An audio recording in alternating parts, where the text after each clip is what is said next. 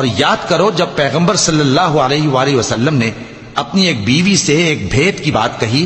تو اس نے دوسری کو بتا دی،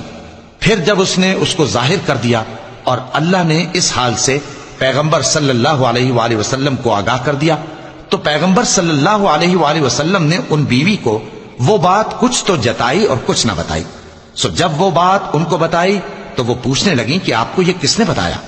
فرمایا کہ مجھے اس نے بتایا ہے جو سب کچھ جاننے والا ہے، خبردار ہے۔ اگر تم دونوں اللہ کے آگے توبہ کرو تو بہتر ہے، کیونکہ تمہارے دل مائل ہو ہی گئے ہیں، اور اگر پیغمبر صلی اللہ علیہ وآلہ وسلم کے خلاف باہم اعانت کرو گی تو اللہ اور جبریل اور نیک کردار مسلمان ان کے حامی اور دوستدار ہیں، اور ان کے علاوہ سب فرشتے بھی مددگار ہیں۔ اے ازواج نبی،